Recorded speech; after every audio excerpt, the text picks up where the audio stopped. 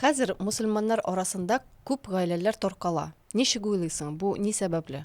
Һәм ничек гаиләне саклап була? Беренчедән, гаиләләр таркала ни өчен? Ират белән хатын-кыз аңламыйлар ни өчен алар бергә яшиләр яки никах кылдылар ни өчен. Бәлки эмоциональ яктан, бер-берсенә гашыйк булганнар, онытылып китеп шул. Һәм аңларга ки безне өйрәтмәделәр бит. Әти булырга, ират булырга, ягъни ир хатын булырга өйрәтмәделәр безне. Безне өйрәтмәделәр әти булырга, әни булырга өйрәтмәделәр. Шуңа күрә без үзебез менә шулай итеп ничектер өйрәнеп киттек инде бу. Чөнки безнең әти-әниләребез авыр вакытта яшәделәр шул 90-нчы еллар анда балаларга анда эш юк иде. Эшләргә кирәк теге.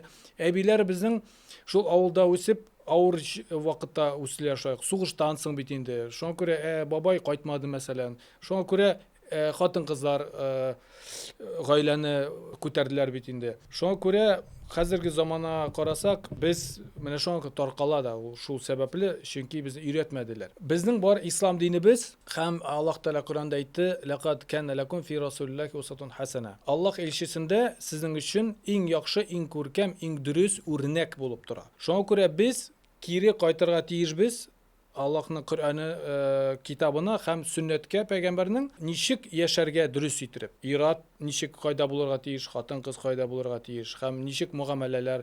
Без сирадан, ягъни тарихтан пәйгамбәрнең без беләбез ничек ул муамәлә кылды хатыннары белән яки гаиләсе белән, балалары белән. Һәм ул әйтте: "Сезләрдән иң яхшысы шул, кем яхшы муамәләдә гаиләсе белән." Менә шулай. Шуңа күрә гомумән әйткәндә тормыш ягына карасак, әйе, хәзер авыр вакыт. Кайдыр акча мәсьәләсе, мал мәсьәләсе. Хәзер вакыт авыр, чөнки мәсәлән шул соцсетлар башны бутыйлар, хатын-кызларга башны бутыйлар. Әйбит, там мәсәлән шул мал кәсеп итәргә кирәк, мин үзем тора алам, хатын-кыз мин үзем. Һәм шул сәбәпле ир белән хатын арасында ыгы-зыгылар килеп чыга һәм шул таркалуга якын. Нәрсә эшләргә кирәк? Хатын-кызга үз урынын белергә кирәк һәм иратны ират итәргә кирәк. Иратны хөрмәт итәргә кирәк. Хөрмәт итеп, аны белән бергә гаиләне алга барырга кирәк, нинди генә авырлыклар булмасын.